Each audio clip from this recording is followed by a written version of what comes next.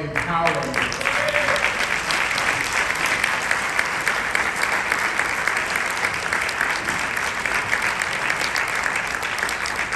And I hope you still enjoy yourself.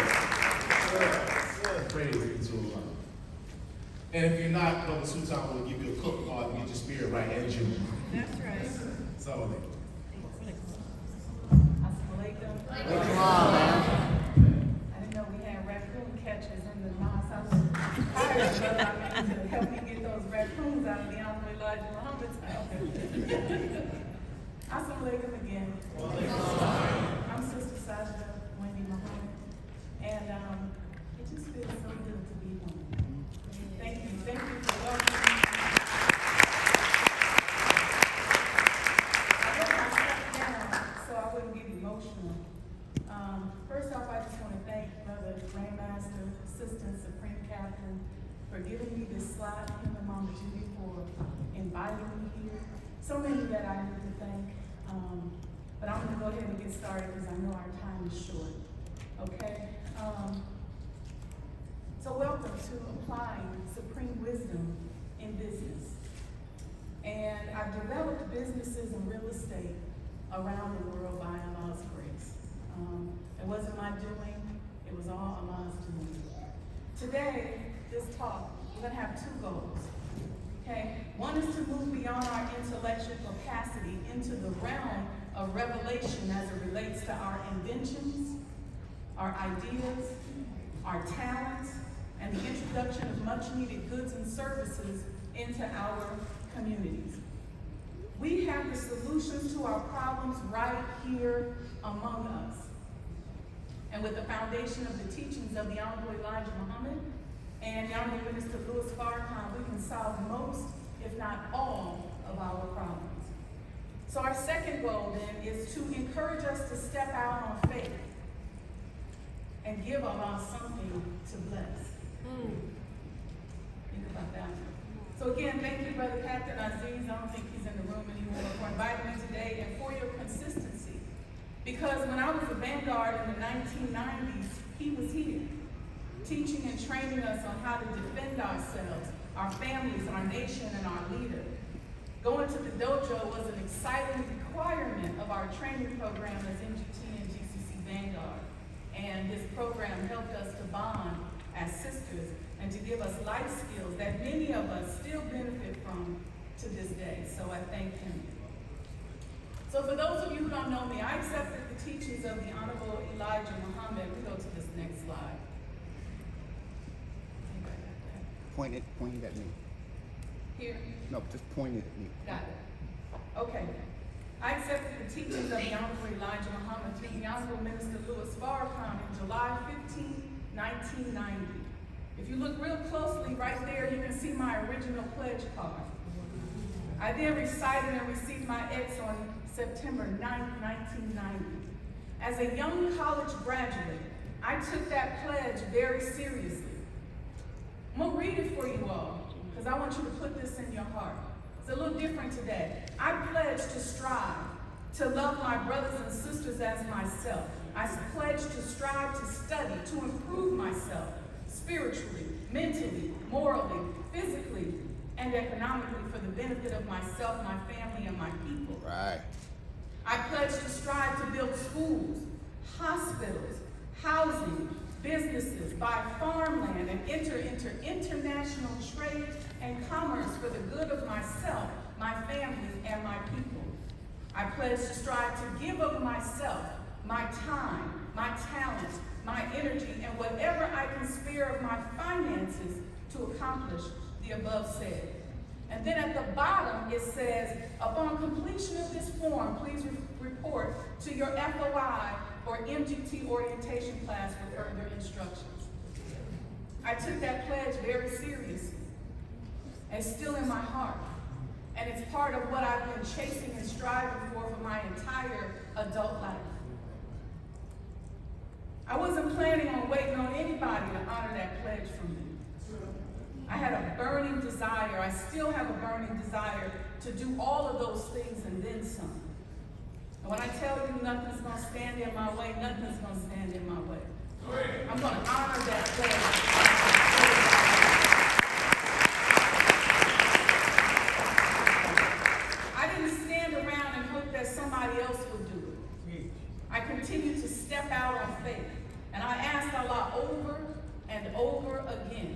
to help me make my word bond. And I've been stepping out on faith ever since. See, I was real clear that once I asked Allah for something that He granted it. I learned Matthew 7 through 8 as a child. Ask, and it shall be given unto you. So the minute I sat in the audience and asked Allah to use me and allow me to be His conduit, I believed and I knew that He agreed with me. And that all I had to do was work my way towards the evidence. Faith, the substance of things hoped for, the evidence of things not seen. After my first time hearing the Honorable Minister Louis Farrakhan speak, I met who was then the National Secretary, who at that time was Brother Kamal Muhammad. And I also met the National Accountant, who was Brother Wazir Muhammad. May Allah be pleased with him.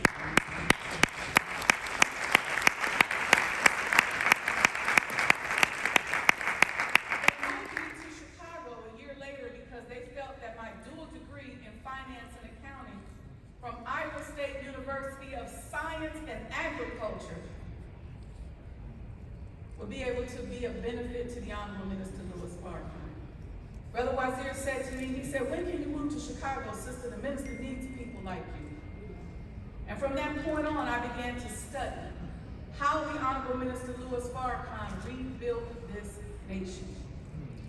I was blessed to watch him up close, and I'm honored to have participated in that rebuilding process. I like to say I got my doctorate in business and leadership from the Honorable Minister Louis Farrakhan because he is a walking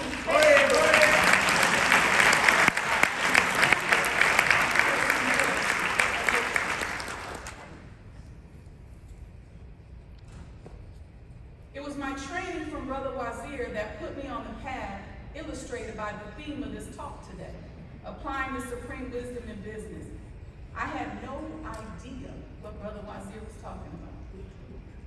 You can't bring those old business models over here, sister. You got to infuse the teachings in everything you do. I didn't know what he was talking about. I had no idea that this concept would carry me around the world as a business developer and a consultant. To be honest about it, I actually got tired of him saying that to me.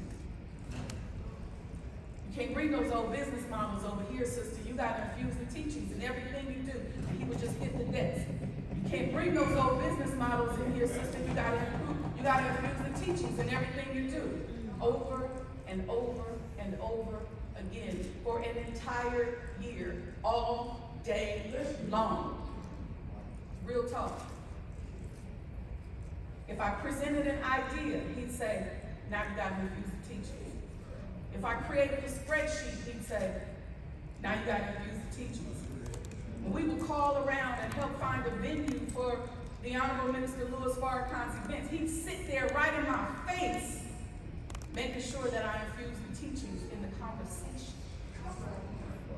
When I wrote reports that we planned to submit to the Honorable Minister Louis Farrakhan, he'd take them home with him before I presented them or turned them in. And sometimes he'd come back and slam the report on my desk and say, I didn't feel no teachings in there.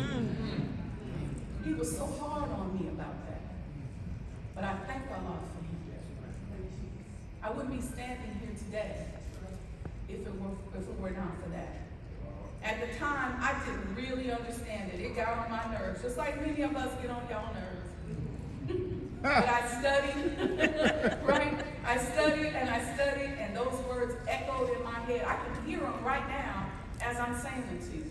I can hear it, and I can hear the pounding on the desk. Because that's how he used to treat me. He didn't cut no cards because I was only 21, 22 years old. Put the teachings in the system. Put the teachings in the system. See, when I went to college, they didn't teach us that business and religion or business and spirituality went together. I started chasing that understanding, applying supreme wisdom in business, and it took me on a spiritual journey, made me successful in business beyond my intellectual capacity. That spiritual journey took me from Mas Mariam to Sajdah House. Take your time. It may not have even existed had I not been chasing that concept. See, when you're writing algorithms for insurance revenue models in Boston, managing and building water pipelines in Bolingbrook, Illinois, preventing a company from losing their bond rating in Washington, D.C., it's tough to figure out how to apply the supreme wisdom in those situations. From the time that I stopped working at the National Center to 3 years ago, when I acquired the former home of the Honorable Elijah Muhammad, I have literally been on the road, traveling around the world. At one point, I started begging Allah to just let me come back home. That's why when I stood before you, I said it feels so good to be back home. Yes, right.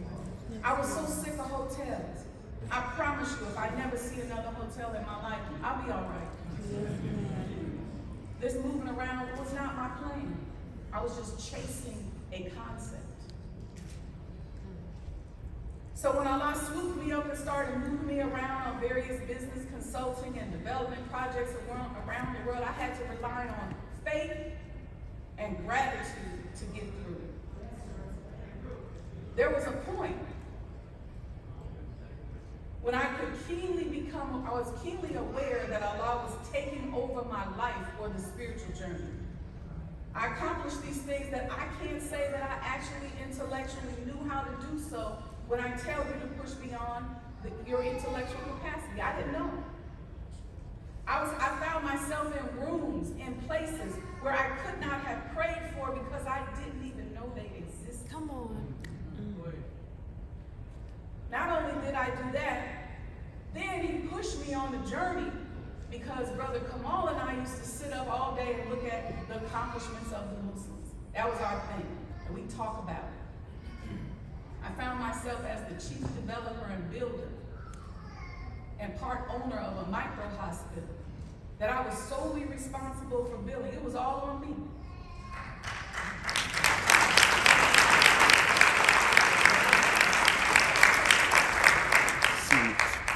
She needs to be there without my name being on it. No, she's really cold.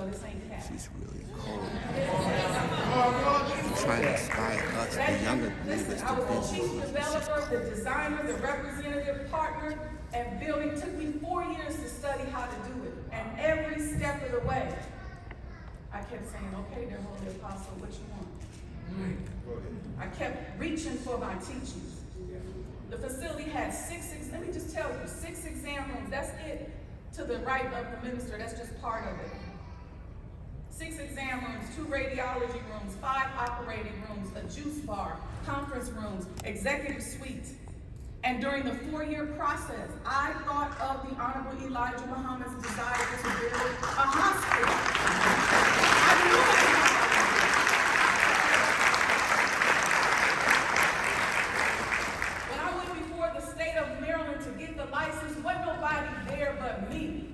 And some lawyers I had hired who were supposed to help me, they sat there and didn't say a word. So I started talking to the Honorable Elijah Muhammad.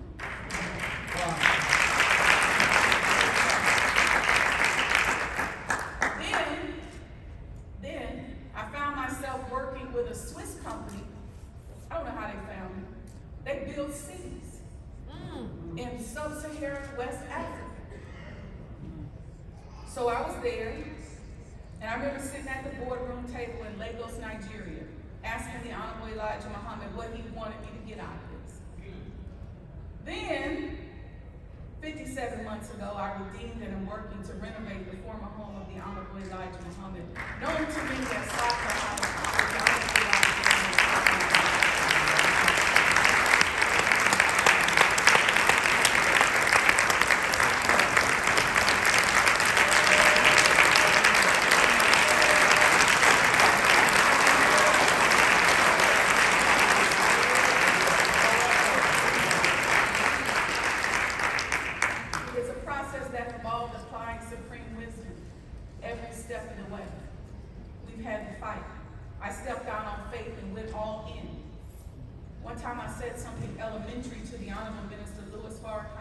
To which he replied, Allah has been preparing you for this since before you were born. And I'm saying to each and every one of you that Allah has been preparing you for something since before before you were born also. There's something inside of you that has been brewing for generations. You are the answer to prayers. We got to step up and take our rightful place. That's right. That's right. That's right. We couldn't ask for better guidance or instructions. The Honorable Elijah Muhammad told us that the duty of the black man and woman is to do for self and to think for ourselves. Let's talk about how our duty can impact the global economy. It's because you matter. I don't know if anybody told you. You might just think you're a little old believer in a nation that don't nobody like, and you struggling, and you're a poor righteous teacher, but you matter. See, the teachings instruct us that our word must be our bond, and we shall give our life before our word shall fail. The morality and the conduct. This is what Brother Wazir was teaching. Go ahead. Apply the supreme wisdom into everything you do, the way you move, the way you talk, the way you conduct business, the way you deal with customers. Go ahead. Yes. We must be intentional as we approach business and ensure that we are representing the three of them. Go ahead. To the best of our ability. See, I carried the Honorable Minister Louis Farrakhan with me around the world. Go ahead. He was right here. Yes, ma'am. He was right here. I can pull him up right now in my heart. I can upload him and hold him there. Come on. Come on now. Yes. That part. That part. Allahu Akbar.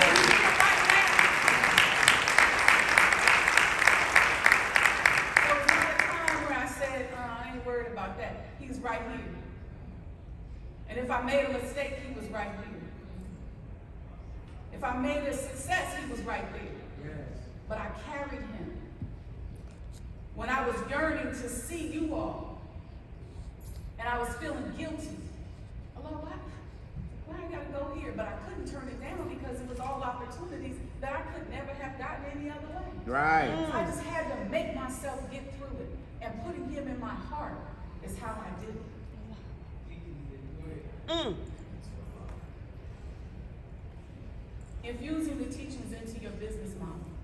When I wrote the policies and procedures for the micro hospitals and the clinics that I built, including ones that I helped and advised on in South Korea and Beijing, China, they don't know it, but I'm telling y'all the teachings is all up in them policies and procedures. And guess what? The policies and procedures is tied to the license. So in order to keep the license, you gotta do it. You gotta do those policies and procedures.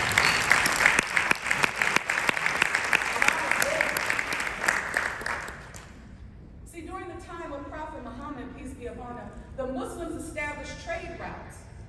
It became so popular to do business with the Muslims because it was safe and they were fair. The quality of goods and services was supreme. The Muslims didn't seek to be predators and to practice predatory capitalism. When the Honorable Elijah Muhammad built what I believe is close to a $100 million empire in the 1950s, 60s, and 70s, that the minister told me was a template. Go ahead. Yes, ma'am. Yes, ma'am. People wanted to do business with the Muslims. We were models of success. People from all walks of life trusted us. In building and working on this house, I've met people from all walks of life who said, I knew the Honorable Elijah Muhammad. I met the Honorable Elijah Muhammad. White people, Jewish people, Arab people, Italian people. They admired the Honorable Elijah Muhammad. We were models of success. People from all walks of life trusted us. We contributed to the development and upliftment of our cities. And check this out. It's been reported that the Nation of Islam paid over $1 million in sales tax to the city of Chicago every year. That's right. The community was comforted by our presence. We imported fish and other goods from around the world and introduced much needed goods and services into our country and communities. And as the trade routes expanded, just like during Prophet Muhammad's time, peace be upon him, so did Islam. The Honorable Elijah Muhammad told us to do for self. That wasn't just so you could do for self.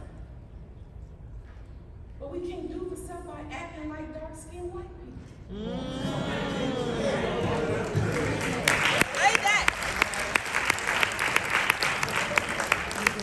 We can't do for self by recreating systems and processes that have the same interdependencies as those that enslaved us. He told us to study the white man. Study him for what? Some of us think that that only means to study him so we can learn how to make money and learn how he does business so that we can copy what he does. And in some cases, what he does is best practices. But we know our goal is to improve upon that. But it also means to study him comprehensively. When you study someone, you get to know them. You have the ability to sift out the good and remove the bad. He points out that we should study the white man because he makes no excuses for his failure. He's telling us that we may very well fail, but that we can't make any excuses. We have to keep studying and keep improving. We can't be afraid of failing. It's like being in a lab. You just go back and change the variable for the environment. But you keep going and keep working until you find the right solution and fine-tune your process. Your faith is what will keep you going. Our Savior has arrived. Y'all should be clapping in a minute. This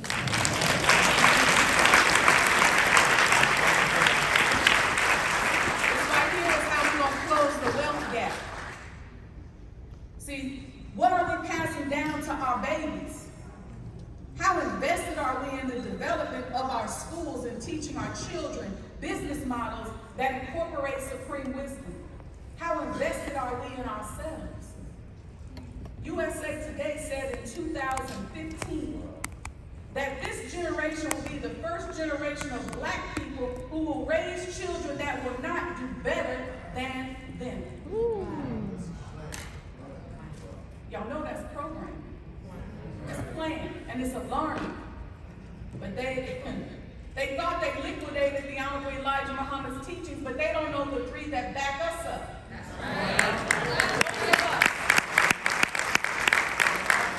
Those of us who are in business and are spreading Islam through business, they don't know us.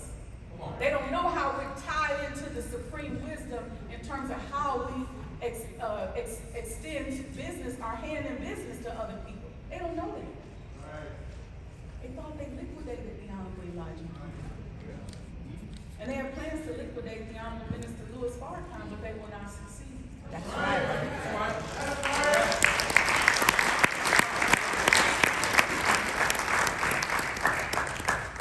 See, the three of them, they're secure in our hearts. We carry them with us and in our minds, and in every cell of our bodies and in our DNA. So we will raise a generation that does better than us.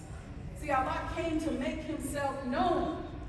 And how else will he be made known unless those who know him help others get to know him? That's right. That part right there.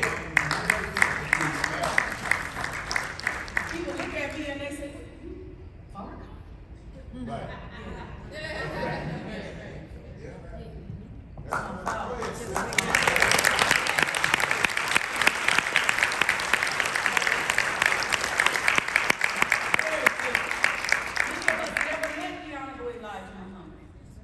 But we know him because of the divine work of the Honorable Minister Louis Farrakhan, who has made us to know and love him. Right. We have been given the instruction to get up and do something for ourselves, but many of us don't. We don't because we can't. Why can't we? It's not because we don't have a degree, or not because we're not smart. It's because the power and energy of our faith and our desire to please Allah must be more powerful than our doubts and shortcomings. Right. It's mathematics. It's in our lessons. So you got to spend more time on your faith and your love than focusing on the doubts and the shortcomings. But that type of faith takes hard work. It requires study and discipline. It requires struggle and the right understanding of wealth and money. It requires pushing beyond our intellectual capacity. See, we ain't smart enough to defeat this devil on our own. Right. It's going to take divine wisdom. Some of you are sitting here now thinking that this kind of talk is blasphemous, because a lot of people don't like talking about money. Some of y'all looking at Brother Captain Aziz like, why he got this money changer up here talking to us? No, man. Listen. When you're striving to apply supreme wisdom into your business and you follow the instructions of the Honorable Elijah Muhammad, you will understand that doing for self helps us to establish Islam in the land. That's right.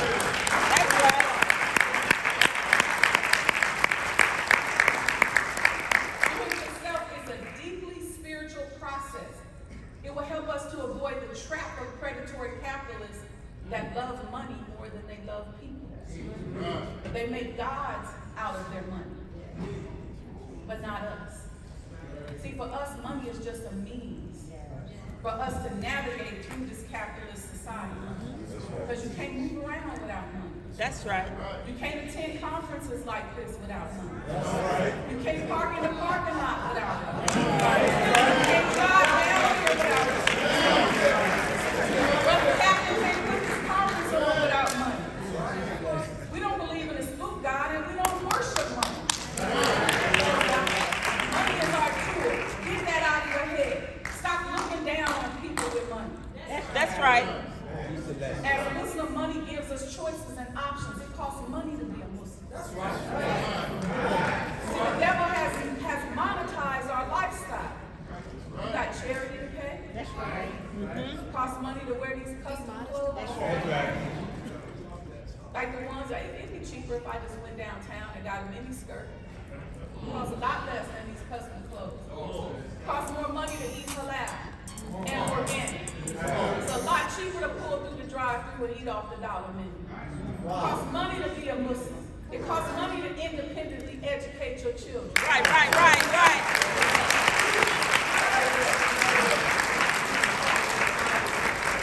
In this country, it costs money to be healthy. Money is just a tool of this society. And as gods, we should have all the tools that we need in order to help the Honorable Minister Louis Farrakhan establish Islam in the land. And where we are seeking Allah through the application of supreme wisdom in business, then Allah will grant us access to His bounties. Allahu Akbar. But we have to do the right thing by Allah's grace. We have to do the right thing by what He grants us access to.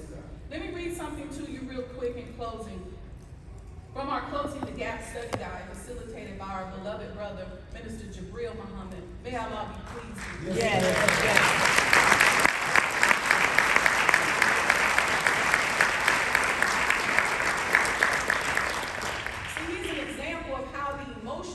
Of love can be transferred and can resurrect people. Brother Jabril asked the Honorable Minister Louis Farrakhan, he said, in each instance, he, meaning Allah, is advancing each person towards that which pleases him, and his pleasure is in bringing us closer to himself. The Honorable Minister Louis Farrakhan responded, absolutely. His pleasure is really the pleasure of the faithful. This is why Job was so beloved of God. No matter what it pleased God to do to Job, which was really for Job, Job would never curse God. That's right. His words are here according to the Bible, I will wait until my change comes. That meant that he was patient and long-suffering, said the Honorable Minister Louis Farrakhan. It meant that he knew his change was coming, and it did come. Although the story ends with Job in great wealth, he had great wealth. What he learned through the time of the straightening of his means of subsistence was complete reliance on Allah, God. So that when he came into wealth, the wealth never altered his perception of God. And great became the character that was developed in him through his struggle to survive when he lost everything. Beautiful. Think about Job. Teach.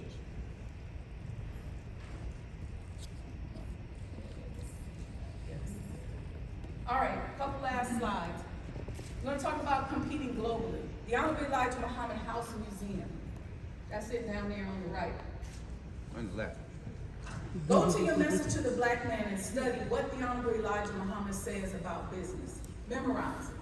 Be intentional about supporting Muslim businesses. I offer coaching and consulting services for those of us who are already in business, and those who just want to expand and get started. Let's do as we're instructed. Let's pool our resources. Let's unite. Let's stop being so critical of one another. Let's build our Muslim economy. We should be buying black, but we should be buying black Muslim first. Yes, ma'am.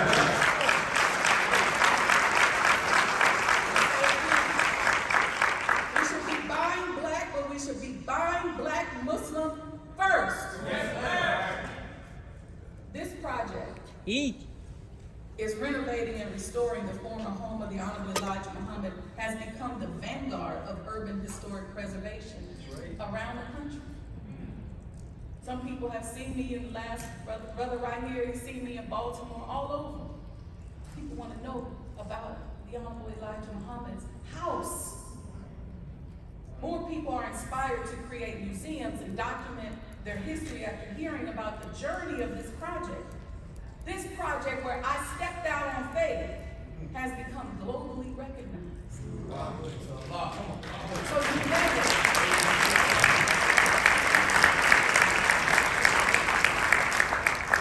So you never know what is laying dormant up inside of you.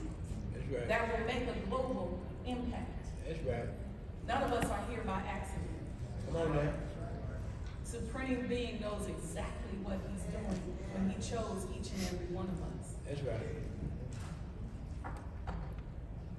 When you see me talking about the Honorable Elijah Muhammad House Museum or Sajdah House, let this museum represent an act of love and stepping out on faith. Allah blessed me with a small fortune. I'm almost $5 million into this project. And I plan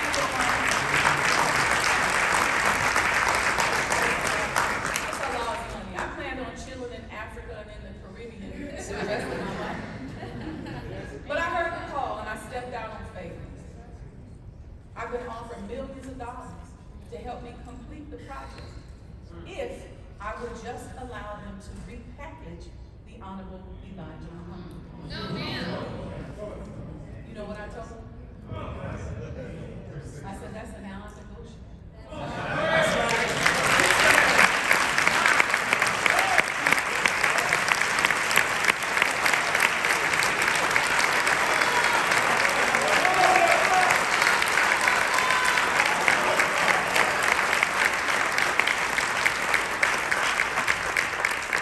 I had my leader in my heart, and I thought about his smile.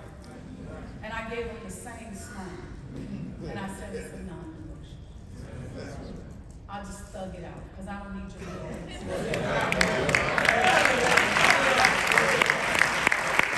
What they didn't know was that I took a pledge at 22 years old. Come on, teach. I embarked upon a journey that I wouldn't change for the world. You will not repackage the greatest man who ever walked up.